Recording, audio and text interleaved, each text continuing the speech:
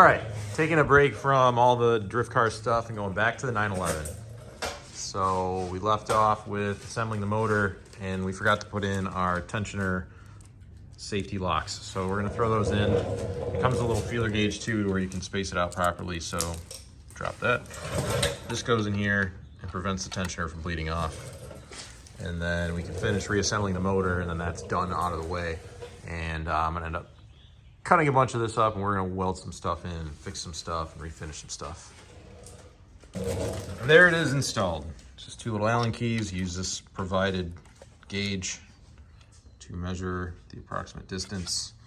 And now that's on there and it, you know, spins as the piston spins, but prevents that from bleeding off and detonating the motor. Let's go to the other side.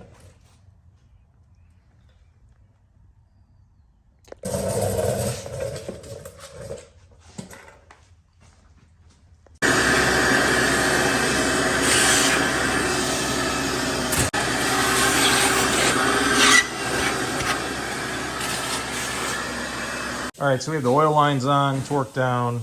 The covers are on, torqued down with the new tensioner lockouts. Cleaned up the distributor, replaced the oil seal, made sure all the points are good. So this thing cleaned up nice. And I should have taken a photo. This thing was horrible. This goes on the bottom for the oil. Sandblasted that, so I'm gonna powder coat or paint this. Make that look nicer. And loads of new gaskets over here. This has to go on for the back for the MFI pump and the gear. And Marino's cleaning up the intake runners for some reason. For some reason.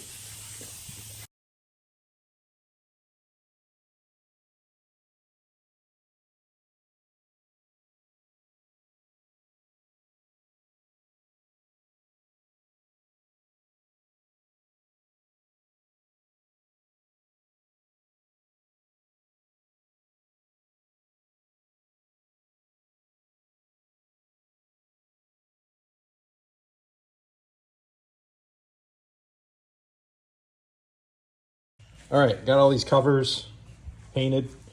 So now we're gonna do the oil screen, the bottom oil cover. We got the front engine bracket on, and then the cross bracket. What else we do? Change the O-rings. Oil sensors here. Oil coolers on with new O-rings. Those are torqued. And next it calls for the exhaust. Correct. Exhaust, yeah. But we're getting there. Progress.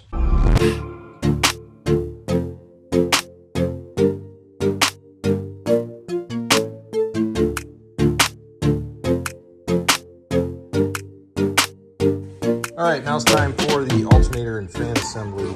So this has to go through here a certain way, and then that bolts to there, and then this gets pressed onto the shaft of the alternator itself. But this thing's starting to look super good.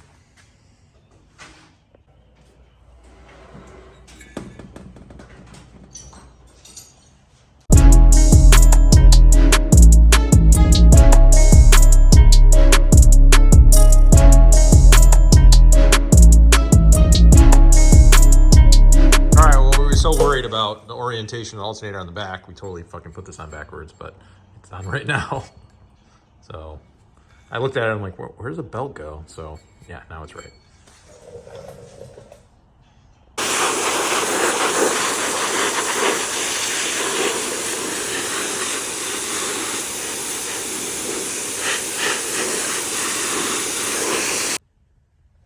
All right, this cover cleaned up quite nice. I'm debating repainting it or not. I think it's original, and I do have a couple different shades of yellow that I could use, but I just don't know how those will withstand the heat, and it looks like this has done pretty well over the last 50 years. So, I don't know. It's definitely showing age, but it's not atrocious. But I hate to toss something old on the rebuilt motor. I don't know.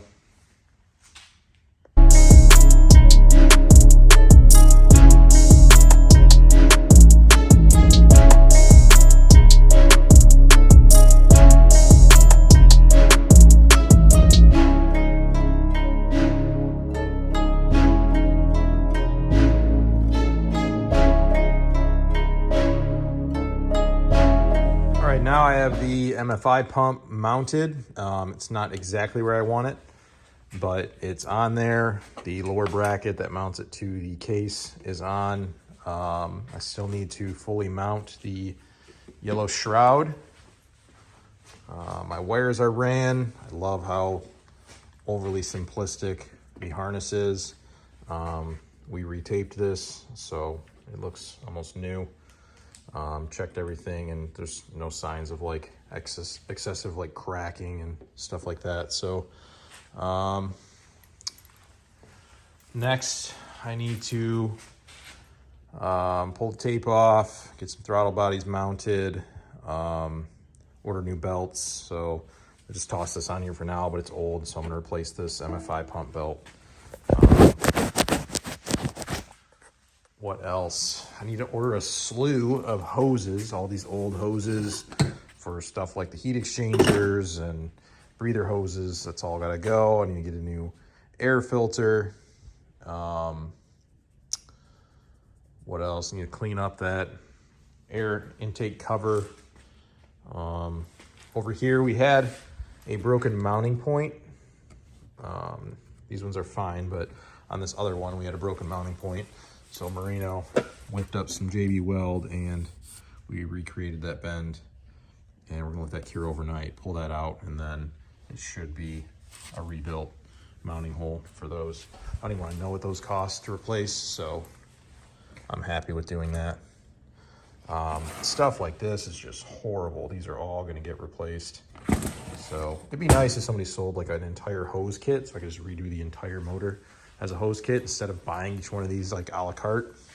It gets pretty monotonous trying to find part numbers and diagrams and figure out which hose is which. I'd like to just have a whole box of hoses. Like with this rebuild kit, it just came with absolutely everything. So that was super convenient. There's actually too much of everything, so there's tons of extra stuff, and they gave like a million extra for oil changes for crush rings, which is cool. And that is where we're at right now. All right, so onto that intake runner that had that broken flange. This one was completely sheared off. So we just put a bolt through here, put tape around it that the bolt could come out, and then put JB Weld around. So this is super stout, so just gonna file this down with a Dremel and round it off to match. Give it a spritz of paint, and you'll honestly barely be able to tell. And then that flange will be back there. And like I said, I don't know what one of these costs, but it's probably several hundreds of dollars. And yeah, not worth buying a new one. Something as simple as that.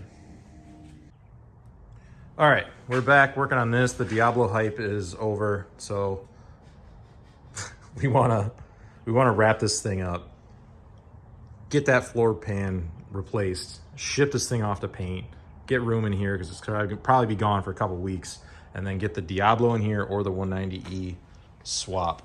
I bought all new hardware, so if you saw in a prior clip that this thing was on backwards, I was waiting on new hardware, so I got all new zinc hardware with lock washers. Gonna add lock washers all over this thing because there were none. I imagine it vibrates a lot. So throw this thing together, replace the floor pan, and then ship this thing and throw it back together once done with paint. So we have a plethora of new parts. These fuel rail holders for the fuel lines for the MFI. These things are absolutely toasted, so change those out. New belts all around. The MFI pump belt was also toasted.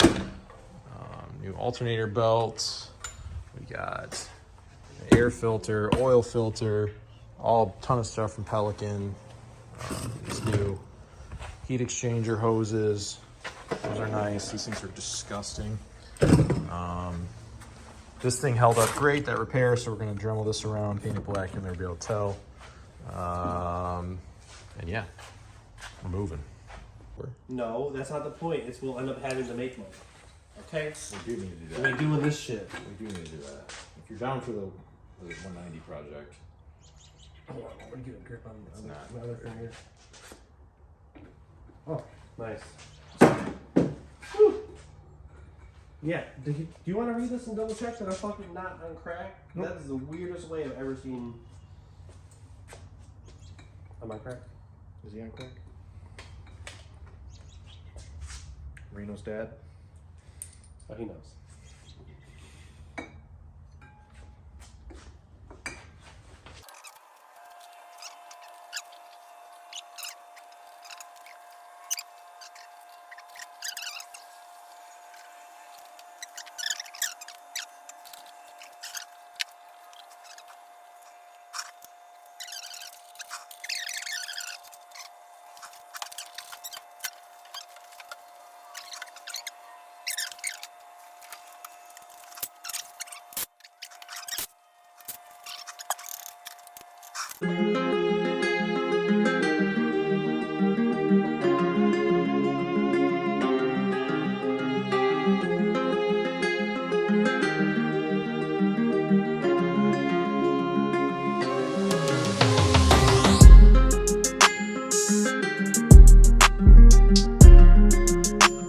Going into these intakes here, these hoses go from every runner and they are completely shot.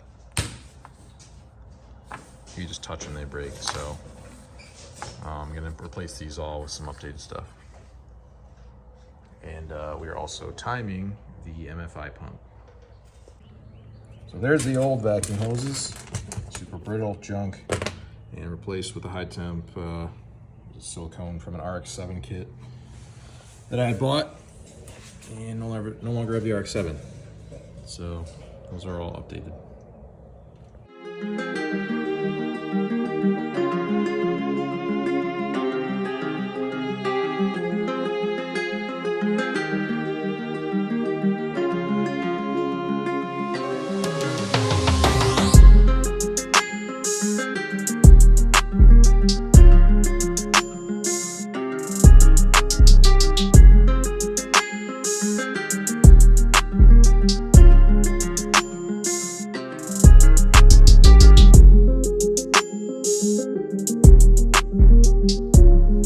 Come together really well, and I'm very happy with it. This top cover, I just threw it on there to make sure it mates up properly, and this is after cleaning it. So I'm gonna scuff this thing and give it a little spray paint job and make it look a little nicer. All right, well, I quickly realized that there's a number of you guys that are following merely for the 911 stuff. It's been a super hectic couple months between, getting rid of the RX-7, acquiring the new Diablo, doing a tube rear end on the S14, and simultaneously wrapping this motor up. There's not much left to do on this. I have to put a couple nuts on the intake runners, and like these, all these shrouds and stuff around here, those need to be bolted down. They're just sort of resting there, but for the most part, the long block is like 95% done. I am going to clean the trans up and repaint that, make it look nice, a nice cast silver using some Seymour paint. And there's just a couple little bits and pieces here that need to go on. I got a new clutch disc and all those other new parts to put on. And I mean, I'm really close to just sending this car to paint. I'm probably gonna toss a new pan in it just because water got into the Targa and sat in the pan. So once I get that new pan in, which shouldn't take very long, I'm gonna send it to get painted. I have the color picked out, I think, and I think I'm gonna be happy with it. And I think a lot of other people will too. But I'm super excited to see what's gonna happen, but I do need to get this thing out of my way. I'm gonna get the drift car out of my way, and I'll probably get the Diablo in here, and then there's a couple other cars that I want to do some work on too. So really excited for the 911. I want to get driving it as soon as possible, but overall very pleased with how the motor turned out, and I'm really eager to get it running. This is gonna need like new fuel lines and stuff, so while it's down to a bare shell, I can do that. I might add some Dynamat, some sound deadening, and I can throw the new carpet in, but it's gonna go quick once the car is painted. So that's pretty much it on the Aircooled 911.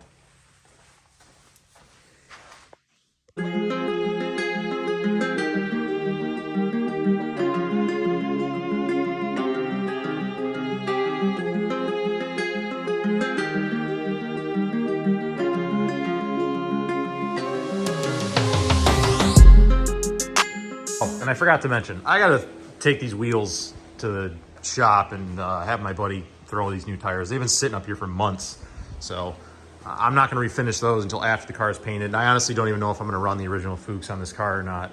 If I do, I think the offset needs to be better, so maybe a bigger spacer, or just switch wheels altogether. But I do like the original Fuchs. They do look good on the car, but they do need a little bit more poke. So not sure if I'm gonna do anything with those yet, but I will just throw those new tires on those until the car's painted. Especially taking the car to paint, you know, you don't wanna like restore and refinish these Fuchs and then, you know, potentially get overspray on them or get them banged up. So yeah, you can't even move the car right now. So Monday first thing, wheels and tires. And just like that, I have the new tires on these. I actually like how meaty the fitment is, but the car just needs bigger spacers to accommodate the wide body. It just doesn't look right. So either more spacer or just toss these in storage, and I'm gonna use them for now to roll the car around on and find some new wheels. We'll see.